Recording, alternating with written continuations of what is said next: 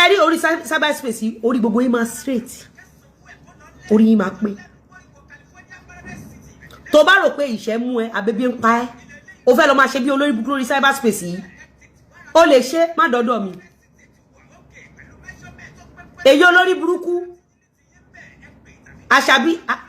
àṣàbí ṣa nuisance èyí olórí burúkú Obo Portable olóṣì baby mama zero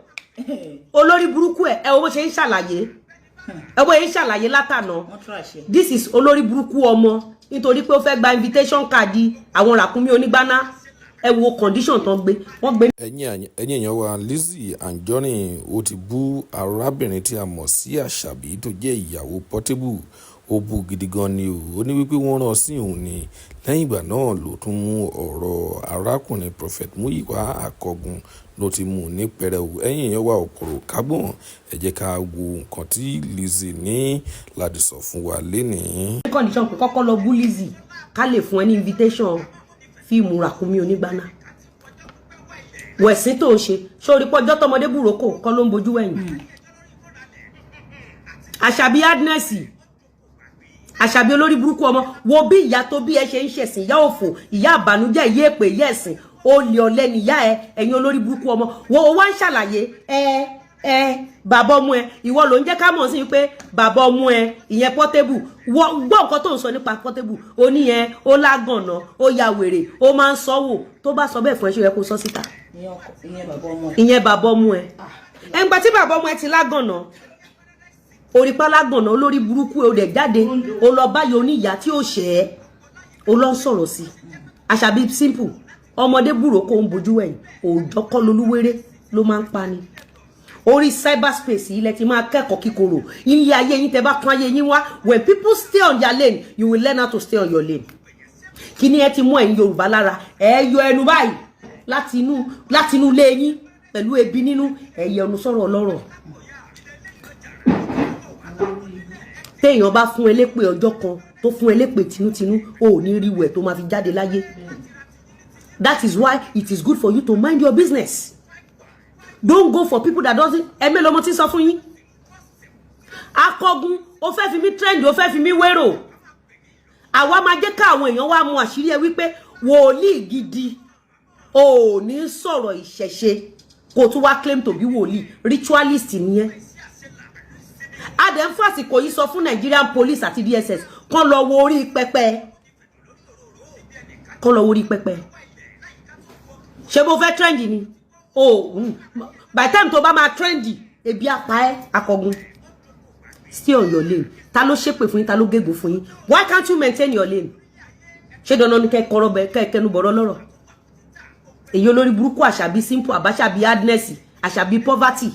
Àṣàbí nothing Àṣàbí olórí burúkú ọmọ àṣùn ètè ahọ́n ti di lẹ́nu olórí burúkú ọmọ olè ọ̀lẹ olórí burúkú ọmọ olè ọ̀lẹ olórí burúkú ìyá ẹ̀ ṣe wíìgì bíi tejò olórí burúkú ìyá àbànújẹ́ nítorí pé ó fẹ́ gba invitation ràkúnmí onígbáná ó dẹ̀ lọ fẹ́ni tí ò ṣẹ́ tí ò rẹ̀ olórí burúkú ìwà àtàwọn tẹjọ́ ṣòṣìkiri jẹ́jẹ́ wa la jókòó ẹ̀yin lẹ máa wá fún wa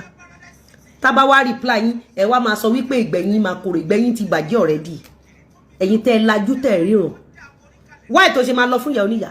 ta ló gúnyán fún ẹ tó nítọ́bi òṣòro ta ló gúnyán fún ẹ tó nítọ́bi òṣòro wáì tó ṣe máa lọ fẹ́ni ẹni tí ò wá fún ẹ kí ló tó ṣe lọ fún ó wá ń sọ bàbá ọmọ òun wèrè ni ó ti jẹ́wọ́ fóun pé wèrè máa ń sẹ́ wò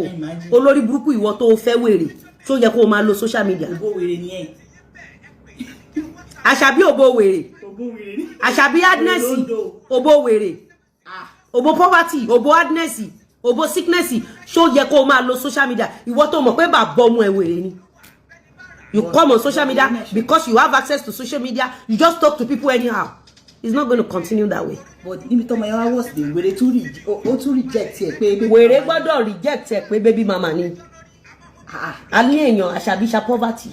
Àṣàbí sickness. Orúkọ yẹn lọ fà o. O gbọ́ kó pa àwọn baby olórí burúkú ọmọ. Mo fẹ́ kú sọ́run wèrè.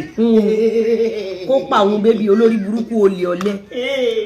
Iṣẹ́ ọwọ́ wọn ti tàn jẹ they cannot work. Pa mi baby.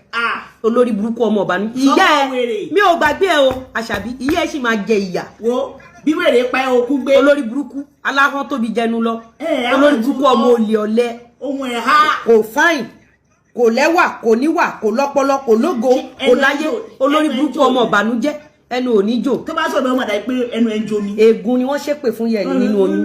orí burúkú tí yẹn ń bá kìdán fi ṣépè fún yẹn nìyẹn. ìjọ tí wọ́n kọ́ ra wọn ẹ̀ wọ́n ní kí ló dé. ìgbà tó ń gbé fọ́tò yẹ̀ wá orí ni wọ́n gé bèlúbèlú. olórí burúkú yín ẹ mọ̀rọ̀ sọ sí ìyá oníyà tó bá wá gbé ìyá yín síta olórí burúkú yín á máa sunkún kòkòrò. ewé. ọjọ́ náà rèé bí àná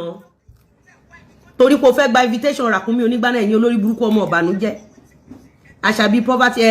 pami baby olórí burúkú. mi ò tiẹ̀ gbọ́ rí. wèrè dìran